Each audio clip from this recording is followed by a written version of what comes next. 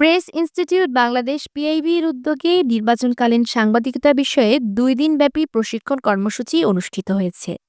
গত ১২ জানুয়ারি সোমবার পিআইবির কার্যালয়ের সভাকক্ষে এই প্রশিক্ষণ কর্মসূচির উদ্বোধন করা হয়। অনুষ্ঠানে প্রধান অতিথি হিসেবে উপস্থিত থেকে প্রশিক্ষণ কর্মসূচির আনুষ্ঠানিক উদ্বোধন করেন বাংলাদেশ সাংবাদিক ইউনিয়নের সভাপতি ওবায়দুর রহমান শাহীন। প্রোটেস্টেড এই কারণে যে তিনটা স্টেট তিনভাবে তিন গ্রুপে দেয়, কিন্তু এই ফোর্থ স্টেট এই তিন গ্রুপে একসাথে নজরদারি করে। কথাটা মাথায় রাখবেন, তিনটা স্টেটকে যে নজরদারি করার এখতিয়ার রাখে, ক্ষমতা রাখে, প্রশ্ন করতে পারে, রাখি বলতে পারে, এরাই হলো সাংবাদিক। আর এই সাংবাদিকের মর্যাদা যদি ভুলে যান, আমি বিএনপি করি অথবা আমি জামাত করি অথবা আমি সারমনাই করি, এই কারণে আসাদ জাকির সাপোর্ট দিয়ে দিলাম, প্লিজ এটা করতে যাবেন না। এরা ইলেকশনটাকে কিন্তু কিছুতেই প্রশ্নবিদ্ধ করতে দেওয়া যাবে। তিনি বলেন, সংকট ও সংঘাতময় পরিস্থিতিতে দায়িত্বশীল ও নৈতিক সাংবাদিকতা গণতন্ত্রের বিকাশ এবং সমাজের স্থিতিশীলতা রক্ষায় অত্যন্ত গুরুত্বপূর্ণ। নির্বাচনকালীন সময়ে বিভ্রান্তির তথ্য এড়িয়ে সত্যনিষ্ঠ সংবাদ পরিবেশনের ওপর সাংবাদিকদের সর্বোচ্চ গুরুত্ব দিতে হবে। প্রশিক্ষণ কর্মসূচিতে মুন্সিগঞ্জ জেলা সাংবাদিক ইউনিয়নের কর্মরত প্রিন্ট ও ইলেকট্রনিক মিডিয়ার মোট ২৮ জন সাংবাদিক অংশগ্রহণ করেন। ২ দিনব্যাপী এই প্রশিক্ষণে নির্বাচনকালীন সংবাদ সংগ্রহ ও পরিবেশনের কৌশল, নৈতিকতা, ঝুঁকি ব্যবস্থাপনা এবং সংঘাতময় পরিস্থিতিতে সাংবাদিকদের করণীয় বিষয়ে বিস্তারিত আলোচনা করা হয়।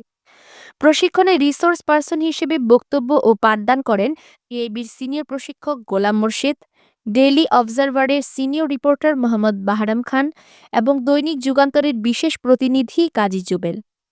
তারা নির্বাচন কাভারেজের তথ্য যাচাই, নিরপেক্ষতা বজায় রাখা এবং মাঠ পর্যায়ের বাস্তব অভিজ্ঞতা নিয়ে অংশগ্রহণকারীদের সঙ্গে মতবিনিময় করেন। এছাড়া পিএবির মহাপরিচালক ফারুক উসমান প্রশিক্ষণ সেশনে জুলাই গণঅভ্যুত্থান পরবর্তী পরিস্থিতি, সংঘাত কাভারেজের ঝুঁকি, জাতীয় সংসদ নির্বাচন, গণভোট এবং অনুসন্ধানী সাংবাদিকতার বিভিন্ন দিক নিয়ে আলোচনা করেন।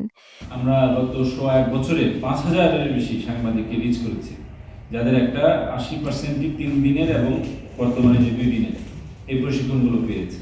আগে শুধু বুনিয়াদী সাংবাদিকতার প্রশিক্ষণ হতো, আমরা এসে সেটা multimedia journalism, new media, AI, fact checking, narrative, এই জাতীয় এইসব বিষয় আমাদের প্রশিক্ষণের মধ্যে আমরা নিয়ে এসেছি। তো আপনি আপনার মতো স্বাভাবিকভাবে সাংবাদিকতা করে যাচ্ছেন, কিন্তু আসলে সাংবাদিকতার ভিত্তিটা, মাটিটা বদলে গেছে এবং সেটা প্রচণ্ড অস্থির অবস্থায় আছে। কারণ নিউ টেকনোলজি, নিউ মিডিয়া চলে এসছে, সোশ্যাল মিডিয়া চলে এসছে। আমরা যেটাকে বলি যে সাংবাদিকতা হচ্ছে রাষ্ট্রের চতুর্থ স্তম্ভ, কিন্তু এখন পঞ্চম স্তম্ভ এসে গেছে, যেটা একটা গণভোটে যাচ্ছে, আমাদের যেতে হচ্ছে।